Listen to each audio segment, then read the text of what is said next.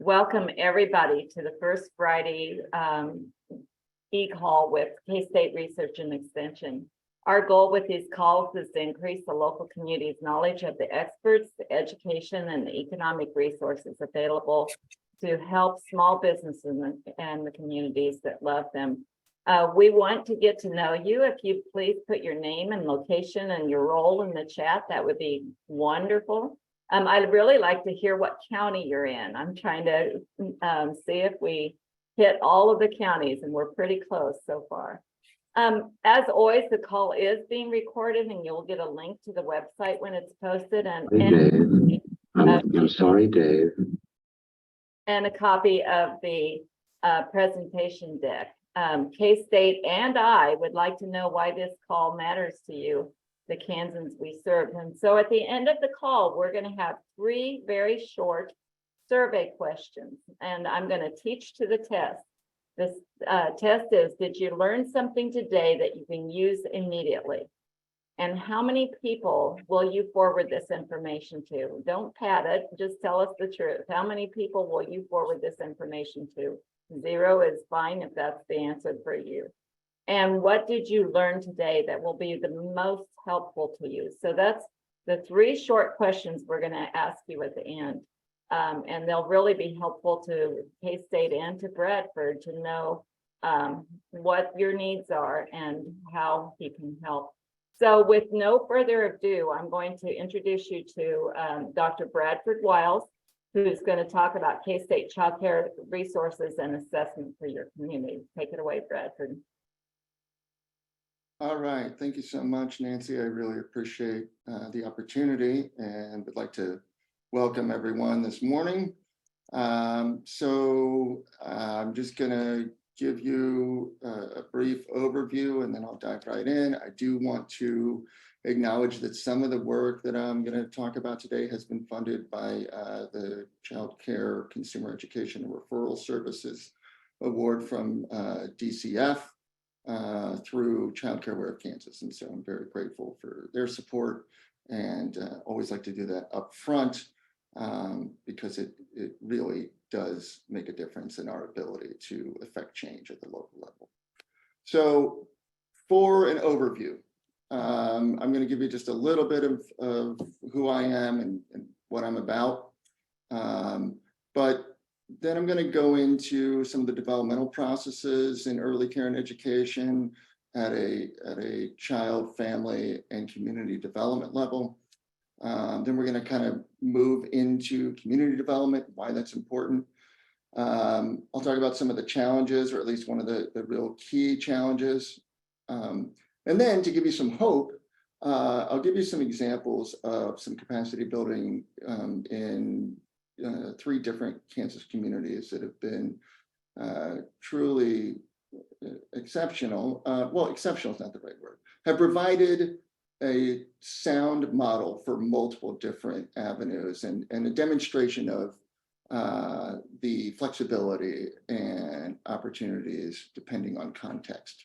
And then I will provide some of the resources that we have for you here in Kansas. As well as then acknowledge others who have helped me get to you today. So without further ado, who am I? I earned my bachelor's degree at Indiana, go Hoosiers. I did my master's and PhD at Virginia Tech, go Hokies. I also earned a graduate certificate in gerontology there at Virginia Tech, so go Hokies again. I came here almost 10 years ago. It will be 10 years in July. And I'm currently earning my MPH because, well, I just don't have enough letters after my name. So I thought, I'll add a few more. But in all candor, it does inform the work that I do because of the systemic element of public health and thinking about systems and how to activate them and how to work with and in communities is a critical part of that training. So there are 3 main elements when I think about access to quality, affordable early care and education in terms of the processes at work.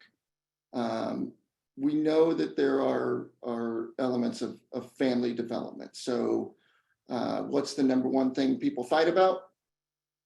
Money, right? They fight about money. So when we think about dissolution of relationships, it's often this issue of not enough money, lots of conflict, and of course, typically the second largest expense beyond the house is early care and education. Why is that? Well, simply put, early care and education is private school in the United States. And we're asking people who are at their likely least earning power, lowest earning power over their lifetimes, to pay out of pocket for expensive services. They are expensive. Let me just be really clear here. Nobody's getting rich in early care and education. It is the providers, while it may seem that they are getting a significant amount of money for tuition, if they're earning, particularly a home-based provider, if they're earning more than $30,000 a year, that would be an outlier. So recognize that the providers are really almost performing a community service. They're not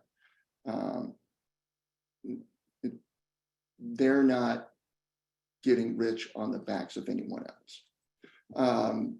Now, we know there are all kinds of tremendous benefits to child development. I think, any of us can recognize the social emotional benefits. We recognize that particularly for children who go into kindergarten without preschool, there's a significant gap in kindergarten readiness. So, I would like to think that I don't have to advertise too much about child development and its benefits. But what I will say is neither family development nor child development are what people need to really provide some action and change. So what do they need? Well, money, right? And let me just be extraordinarily clear here. I don't care if your community invests in child development, in early care and education, because it's good for children. I don't care if you do it because it's good for families. I don't care if you do it for economic development. Heck, I don't even care if you do it out of spite. It doesn't make any difference. In the end, everybody benefits. So whatever your angle is, I'm good with that. And as anyone should be, it doesn't make any difference. If you want to do it because you want to make money, awesome. Let's do that. So as you go into this, really think about putting those questions of motivations aside, because it doesn't really matter. At the end of the day, you're investing in high quality early care and education, and that's good for everybody. But why do I focus on economic development?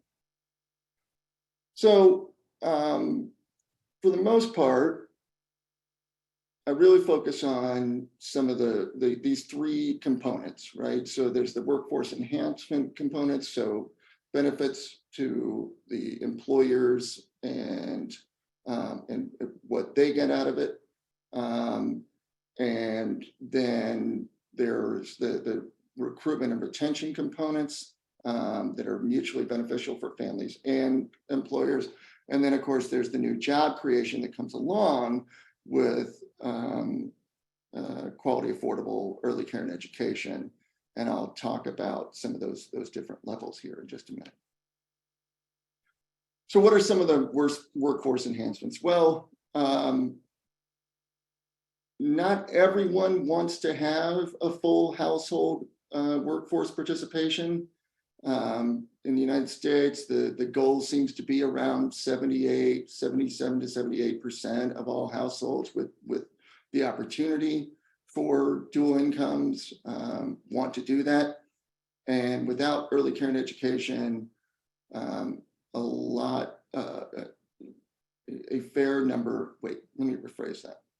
a significant number of workers who are qualified cannot join the workforce.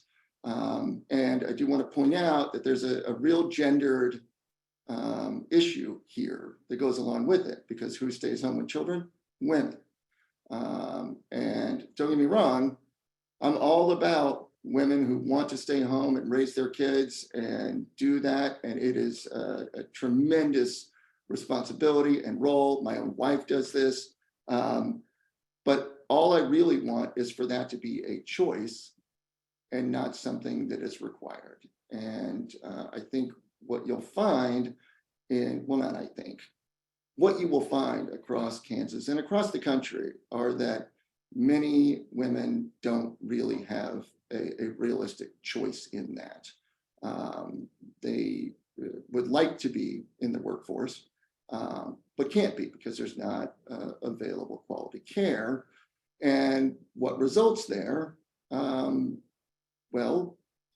is you end up with a person who wants to be working and can't, and someone who isn't really as well versed in early care and education as the professionals who are licensed and able to do that. So what else do we know? We know that workers who have families who have access to quality, affordable early care and education have increased productivity and reduced absenteeism.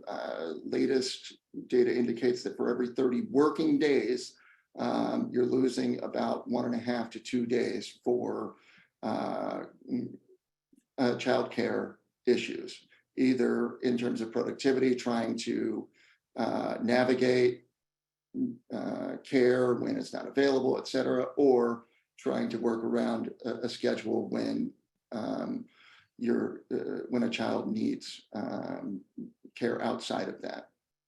And then there's this final component that I think is really critical, is that you're investing in your future workforce, particularly for rural communities. We always want to grow our own, but when you're growing your own, you want them to have the best chance. And so investing in the families that are there now is also an investment in the families that you hope to come back and work in your community, live and work and play in your communities.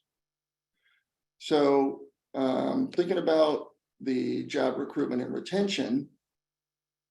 So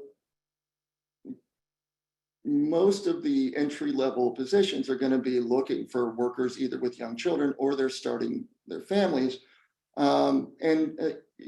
Particularly in our rural communities, and apologies, but I focus a lot in rural communities.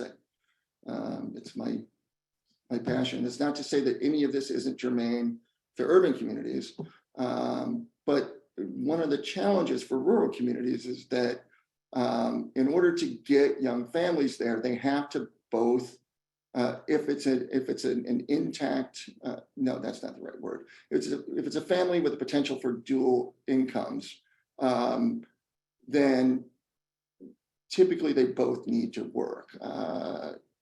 Most of the time, if they went to college, they both have student loans.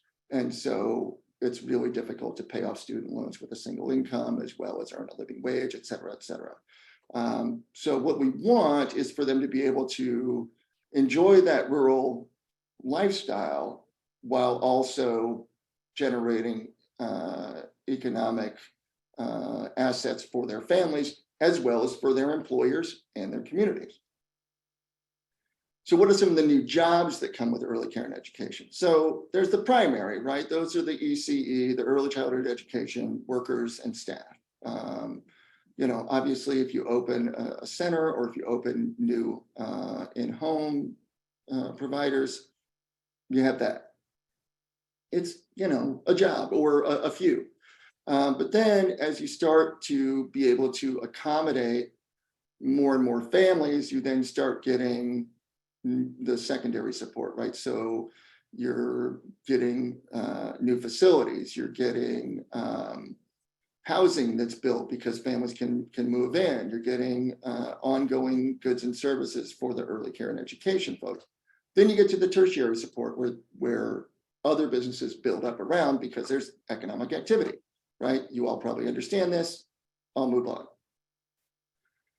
So in terms of family and child development, you see these important components that are decreasing stress, reduce conflicts, and family planning that's motivated by internal factors.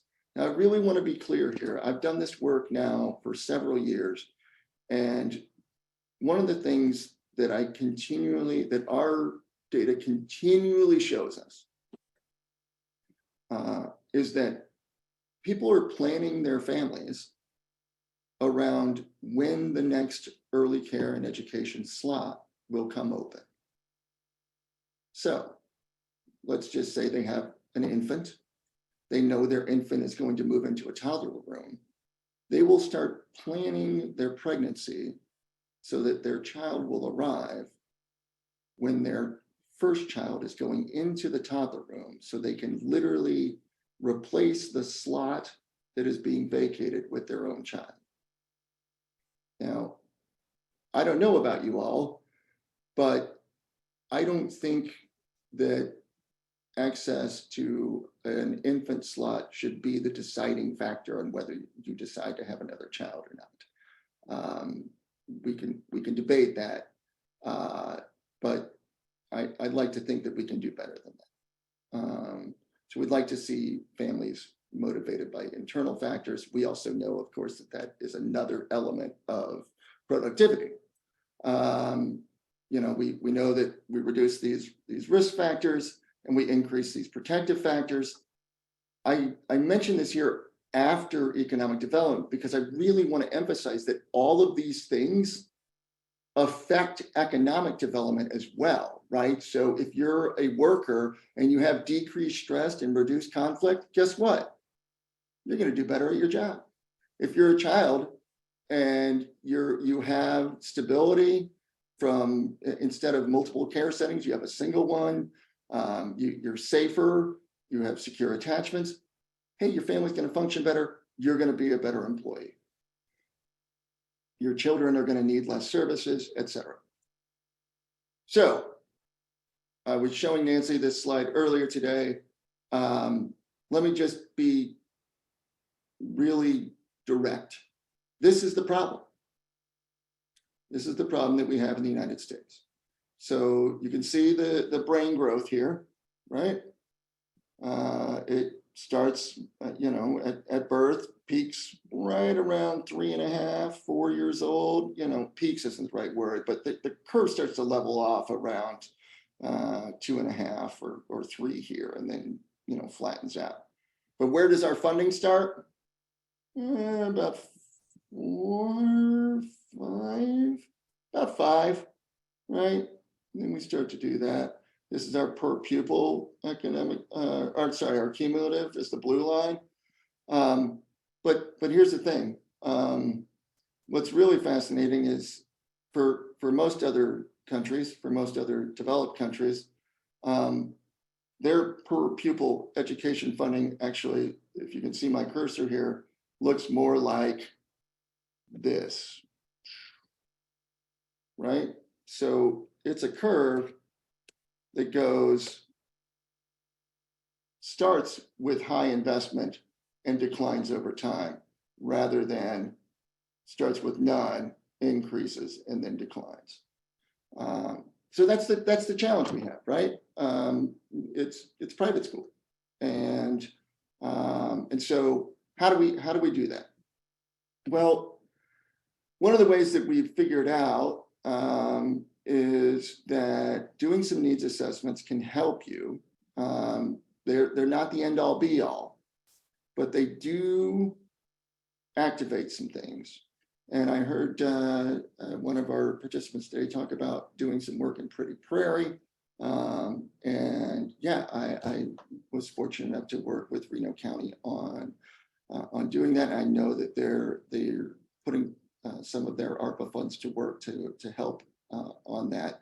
And part of that ability is because of the needs assessments. And so, you know, needs differ across all communities. And one of the things I'm going to do today is talk with you, is demonstrate different approaches to solving some of these issues that different communities have used across Kansas to help you understand not only that there are different models, but also that locally driven solutions are in fact a real thing and that can in fact manifest and make a difference in the lives of children and families and communities.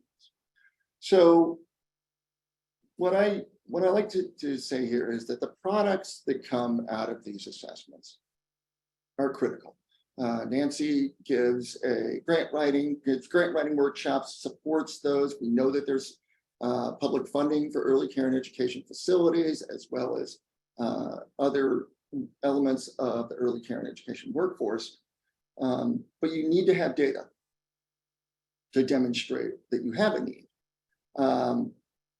And so that product comes out, and typically we really want to give a voice to those people who experience what it's like, right? So who's the primary one? Well, people providing care, right? We often in this world talk about, those seeking care, but the people providing care also have their own challenges and needs. So then we look at seeking those people who are looking for care, those are who have care. And then finally, we look at the general public. And why do we look at the public in terms of the broader ECE picture? Because in order to affect change, you really need to know where everybody stands, or at least where the majority of people stand. And so it's very useful to understand what elements you need to tackle. So for example, is it recruitment and retention that's the issue? Is it, maybe for some communities, it's really about that family cohesion component, that they're seeing a lot of difficulties with families staying together. So maybe we need to take a look at what those factors are and understand the extent to which the general public can tie those two things together. And if they can't, how do we make that happen? But what I found, and it's not just me, is that this process is in fact almost as important as the product itself. In fact, I would say is as important as the product itself. And why is that? Well, it's really about coming together. So how many of us, I'm going to pose a rhetorical question. How many of us have come into a coalition meeting where we know there's an issue and we sit around the table and we talk about what the issue is, but we have no real actionable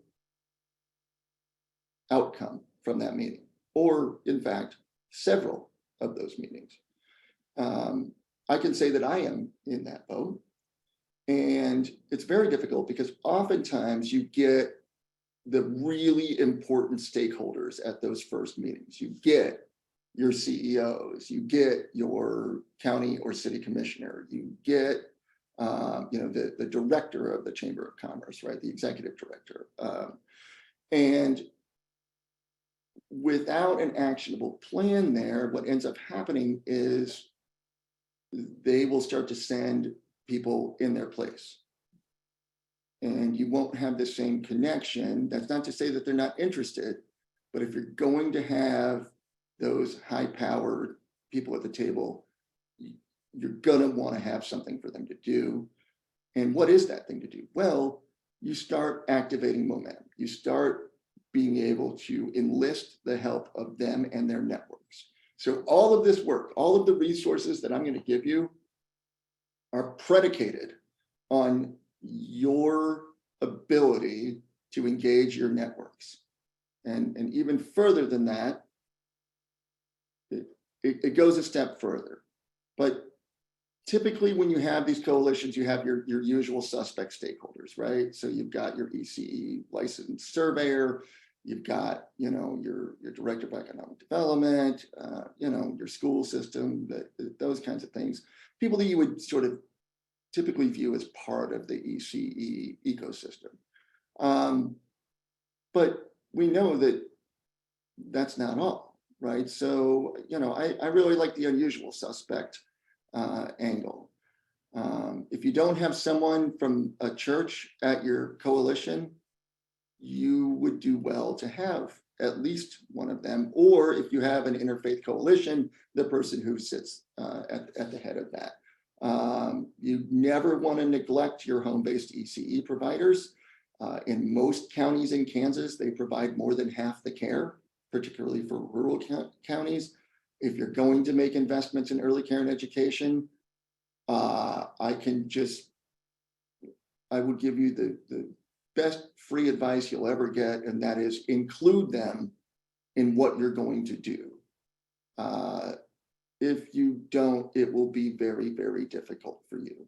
Everybody likes shining and new, but the people that have been doing the work in your communities, they deserve a chance to benefit from and participate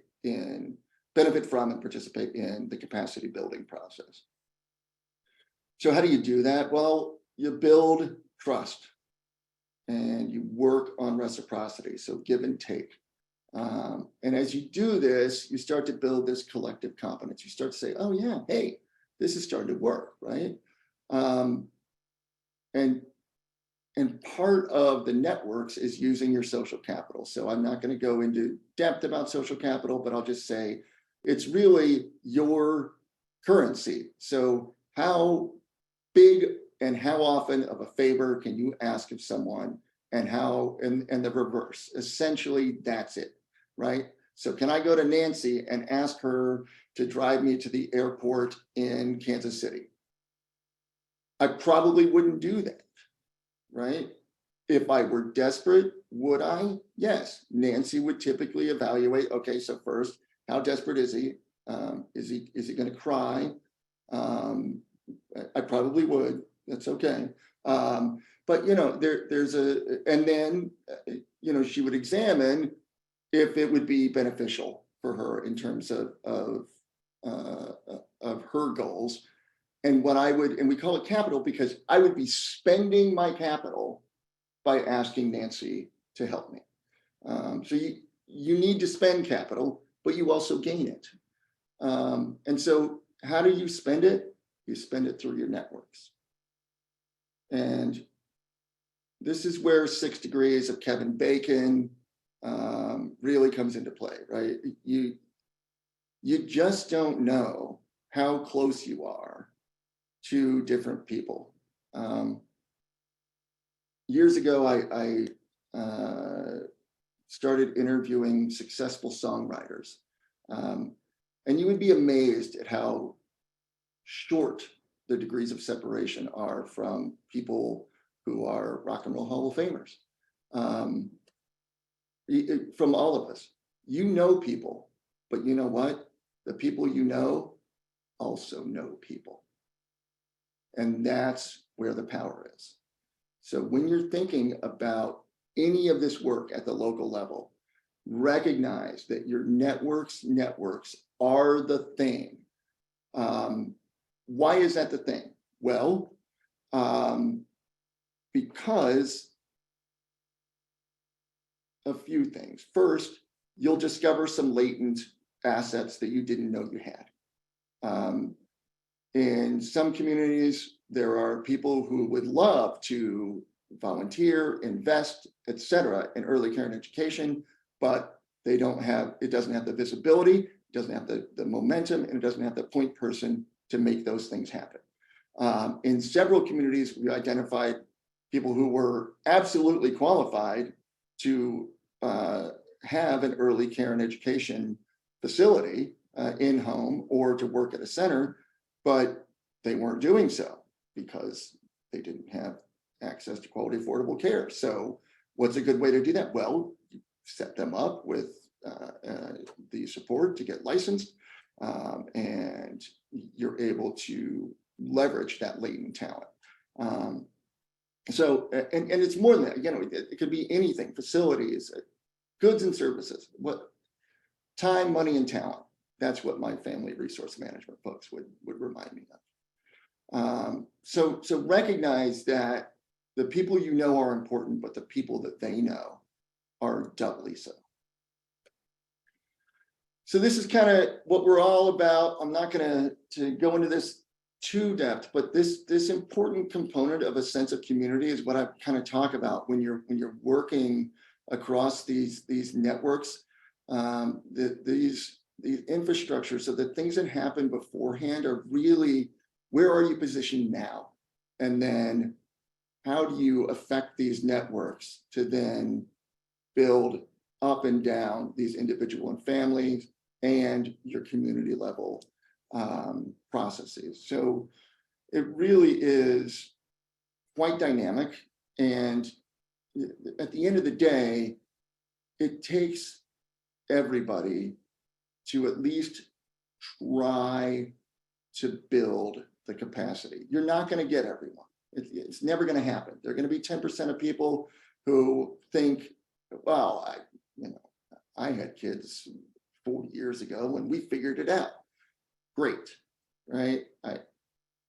One of the titles of one of my talks is Just Figure It Out, because that's what we've gotten multiple times from our data, that there's a subset of people who think that families should just figure it out.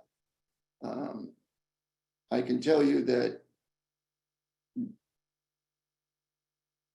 that doesn't seem to be working. So let's work on other solutions. So I'm going to give you 3 different examples of different communities in Kansas, and I really want to honor their work, and I'll give that at the end of these. But take a look at some of these things. These are directly from things that they have reported about their successes and the important components of them. So this is out in Leota, Kansas, which is in Wichita County, which is not Sedgwick County. That's where Wichita County is, 1 county away from the Colorado border. They have I think their total population is 5,000 in the county and about 1,250 in Leota. So they started with a needs assessment.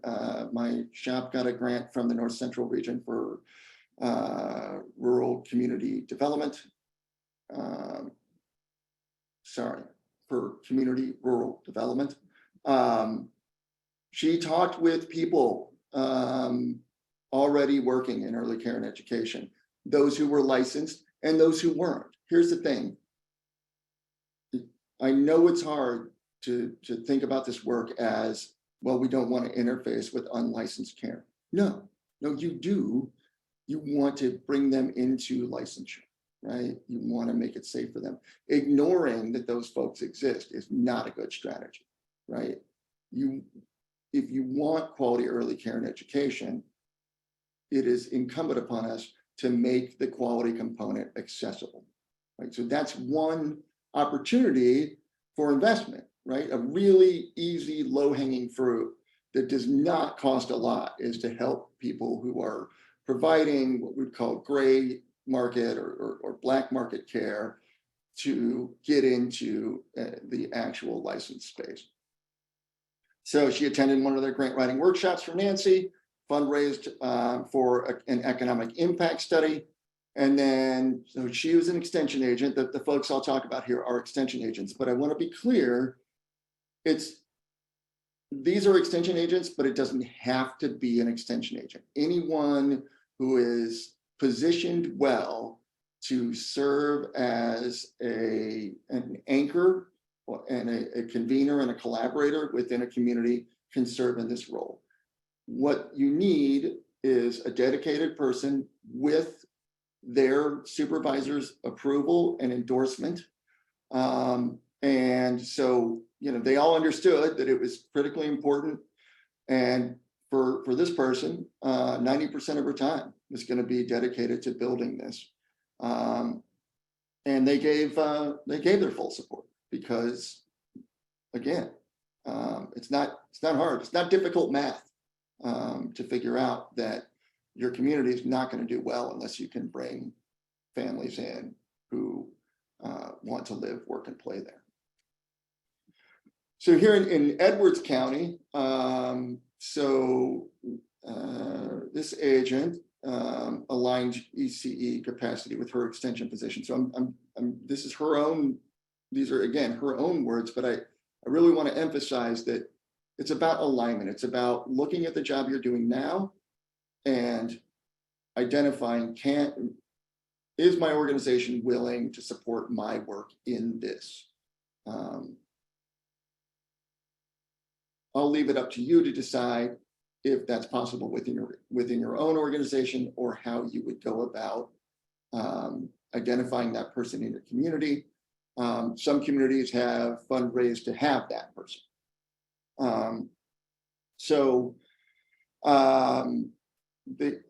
She went about recruiting task force members. So, I referred back to, I refer back to those suspects, the usual suspects and unusual suspects, did a needs assessment,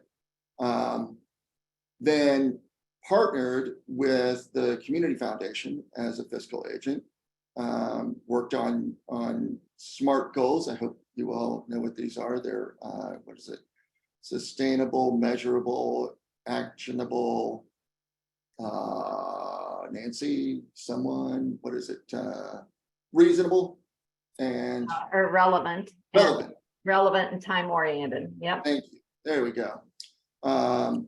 And oh yeah, there's the link. So I should have clicked that just to make sure I could remember them, or I could have put it in my notes like a normal human.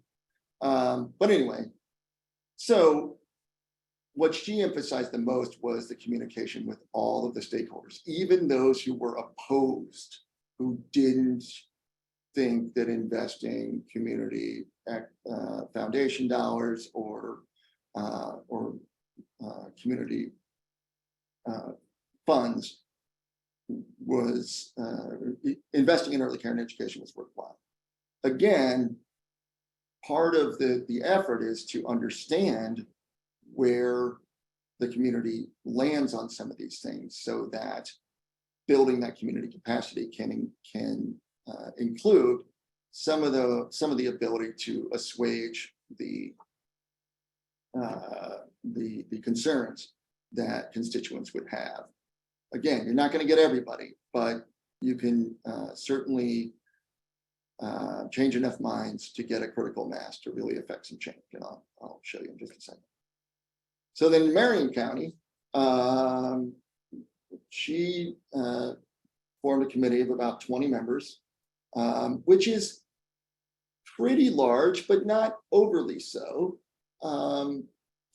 Again, worked with me here to do a needs assessment survey.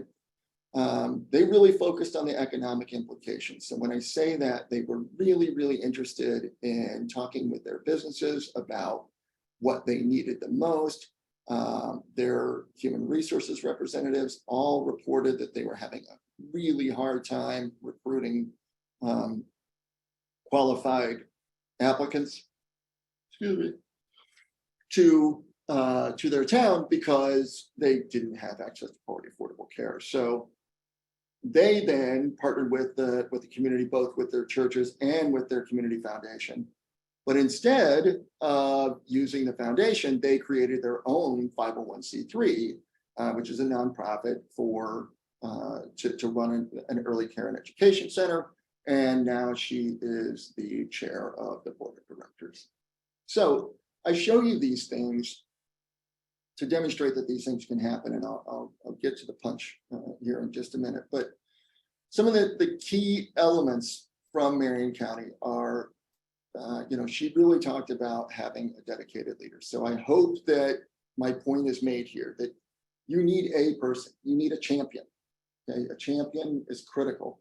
You need a champion who is allowed and encouraged to do this work. That is the hardest part. When it becomes a small part of everyone's job, it's nobody's job. If it's half or more of someone's job, you can get some work done. But you really need to get buy-in from all different elements of stakeholders. One of the best things about this is not a hard sell anymore. I was talking with Nancy beforehand about changes in early care and education landscape. The pandemic changed things in early care and education. Before the pandemic, I had to convince people about how important early care and education was. Now, I pretty much just have to do what I did early on today and say, look, this makes sense. This is why. I don't have to,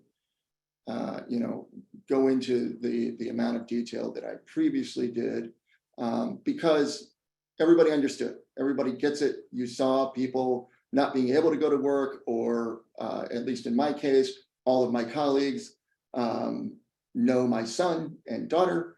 And I was fortunate enough to have a job where I could work from home. But thank goodness I'm in early care and I'm a college professor in early care and education, working with other people who are in early care and education. If I were an engineer, my children would not likely have been as welcome. So, recognizing that there's a real drain on productivity when there's not access to quality, affordable care isn't quite as hard, because everybody, I think, kind of saw that. So then finally,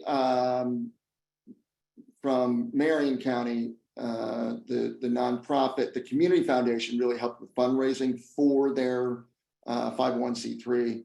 And then the other thing that they did to provide for sustainability is that they were able to essentially have a good operating budget, but they wanted to make sure that they weren't building capacity on the backs of early care and education workers. And so they provided living wages for their ECE staff, so $15 an hour or more, which is not a lot of money, but in the early care and education field, it's a lot. So what? Well, Amy Baker out in Leota, they have 42 new slots in one early care and education facility. So there are now 42 kids that are going to early care and education in little tiny Leota who weren't going to go before, and their caregivers can now join the workforce. In our data, it reflects basically the national figures. We get about, for the people that are seeking care, we ask them if they would join the workforce. How likely are they to join the workforce? It's about 75%.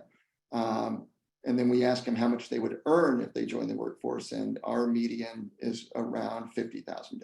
So you've got this latent talent that's sitting around that could be earning money for their families and their employers, and then their communities, of course.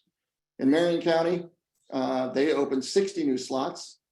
Tristan Cope is the executive director, the board of directors chair there. She's an agent there. And then in Edwards County, that's Trisha Green. And they had 60 new slots at 6 facilities. So these are home-based facilities, right? Want to emphasize, you don't have to just invest in centers. They're cool. Everybody loves a good building. It's, it brings energy. But the thing is that centers also have their own challenges, and they cost money. They cost money to build, they cost money to maintain, etc. They're beneficial, but part of this process is understanding what the needs are and how to meet those. So I haven't talked about anything that we have, but I will now. So what are some of the resources? So we have early care and education surveys available for every county in Kansas, in English and in Spanish. Now, the problem is, my shop does not currently have the ability to generate the kinds of reports that you would want for funders. We can, however, feed you back raw data, and if you have that capacity, you can use that to generate, at least to inform grant proposals, etc.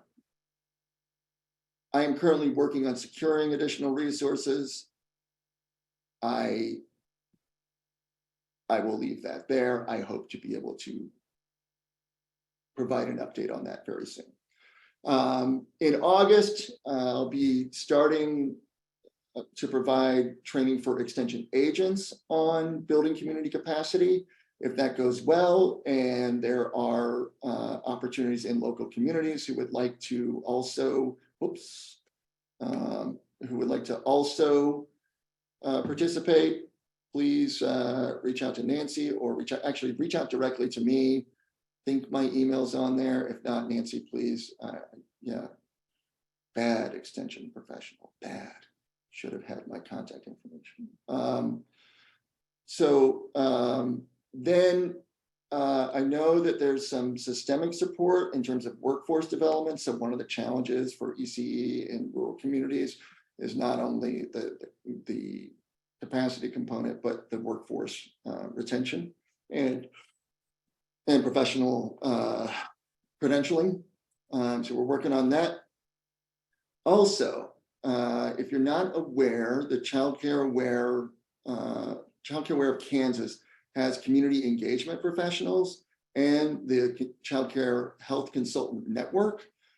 The Health Consultant Network is specifically designed to help new early care and education providers get up and running and maintain profitability.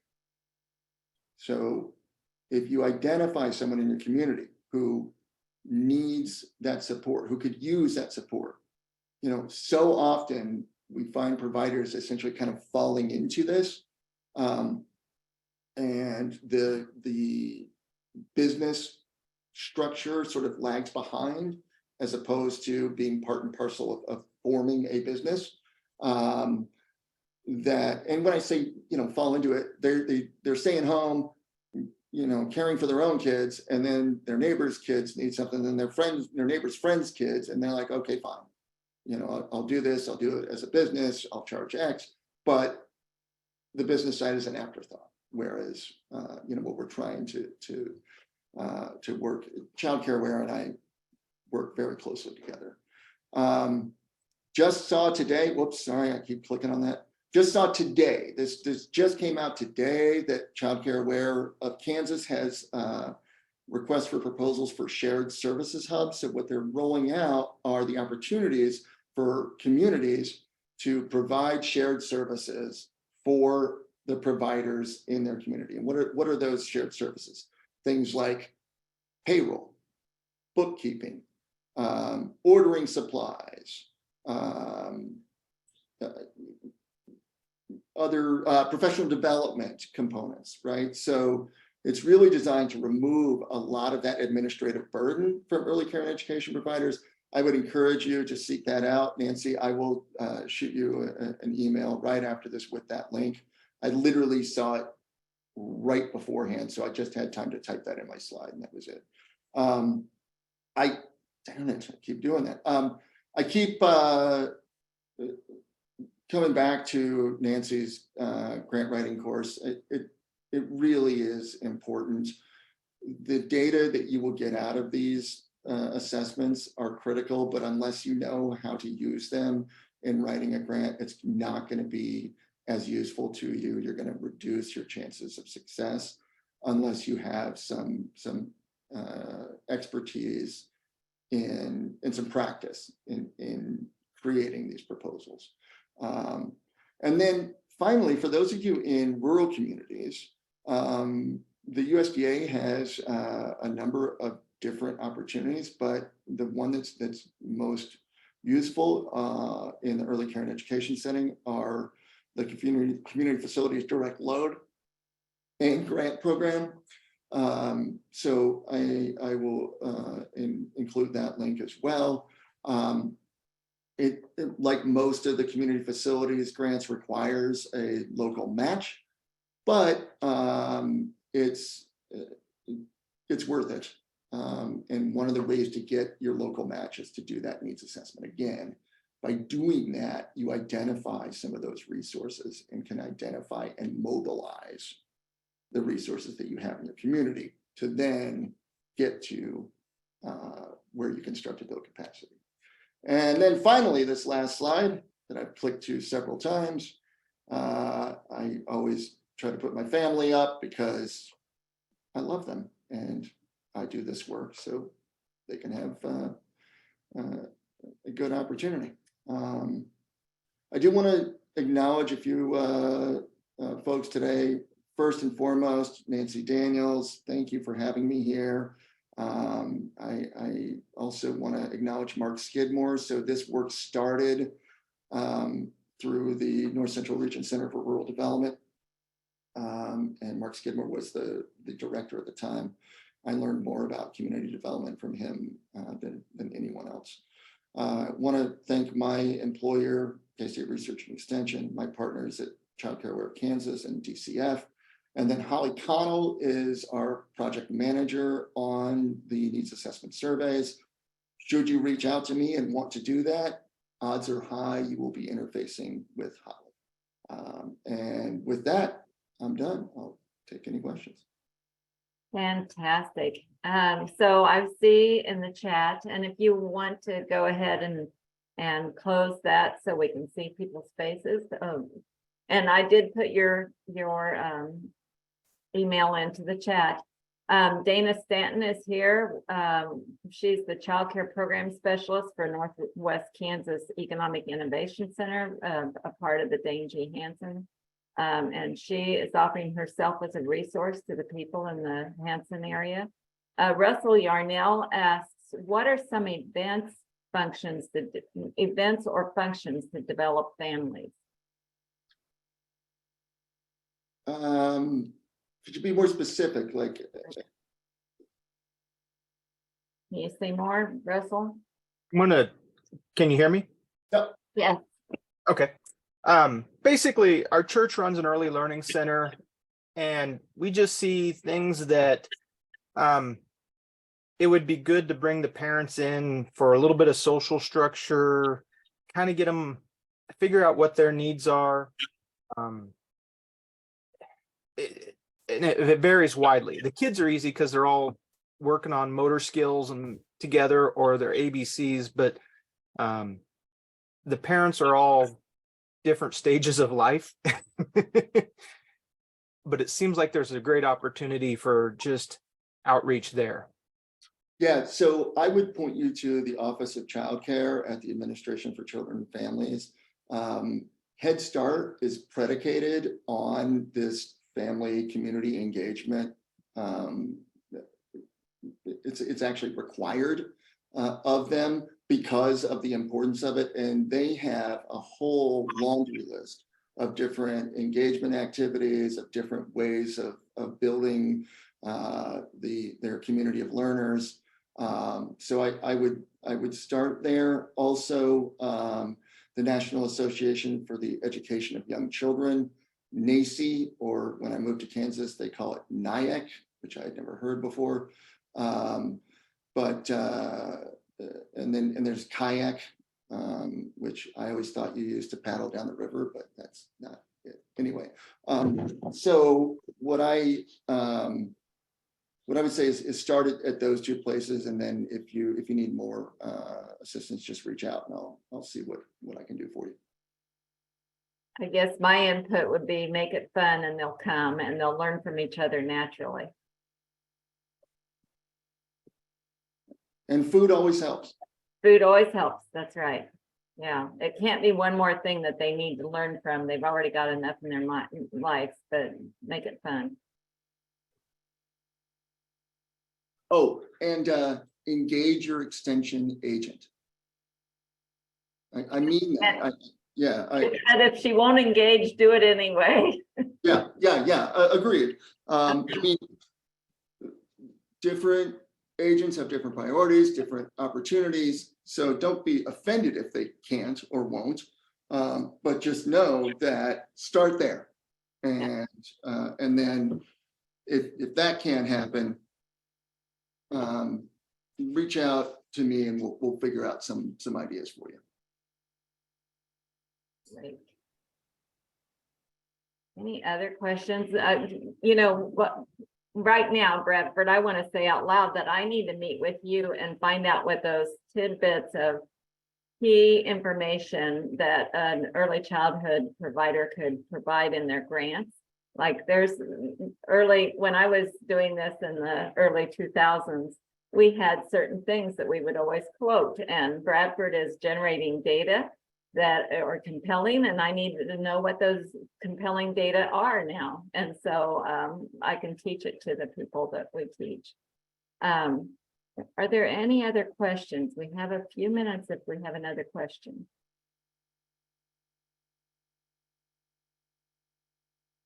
I do want you to know we're trying to get better at reaching the people who need to know this. And so if you have something that you would like to share to a statewide audience, please feel free to email it to me. I'll put my email in the chat. And I'll put it out to the 1,200 people that are on our email list who receive notifications about these calls. The grant workshops are still ongoing. We have one next month. 40 people are enrolled in it already. If you want to sign up, there's $60. It's 6 hours of learning. And this year, we're offering a micro credential so that people can say, I've had some grant writing experience and I've proven that I've learned what was being taught. According to our first micro credential learner from Altamont City, the Altamont City clerk, Heather Beasley, she said the class and all your information, and what she means is there was feedback. You know, when she sent me something, I sent her feedback about, well, that's not quite right. This is how a grant reader would expect to learn it or to see it. And she said, this class and all of your information has given me more information and useful tools than any other grant webinar or certification I've done in the past. So that was good to hear. Next month's speaker is on rural. Oh, and the other part I want to talk about is the fact that if you think that this is something that you could develop social capital in your community by telling people about the grant workshops and the First Friday topics, then put in the chat or send me an email that you would like to receive this information to promote the calls in your newsletters or on your social media pages. We're putting out a separate email that helps you to promote it in your newsletters. And I understand that a lot of you got on today because you want to know childcare and childcare only. And don't worry, you can unsubscribe easily without hurting anybody's feelings, but you know, it's easy to get on and easy to get off. So next month's speaker is on rural downtown revitalization. Luke Mahan, who formerly was the Republic County Economic Development Director, and Kelly Gorley, who is now the Lincoln County Economic Development Director. Luke is going to talk about how he set up a vacant building tour, and also how he updated a former cafe into a brewery in Minneapolis, Kansas, a town of 294 people. Kelly is going to talk about how a downtown historic designation in Lincoln County opened up funding opportunities that were the catalyst for a number of downtown projects, including rehabbing a building into a fitness center. And if you've been on this before, I always leave with a thought for the day. And our thought for the day is that the secret of change is to focus all of your energy, not on fighting the old, but on building the new. A guy named Socrates said that, so he may have known something. Thanks, everybody, and create a great Kansas day. You'll receive an update later today when this is all compiled and on the website. Appreciate you being here. Thank you for having me, Nancy.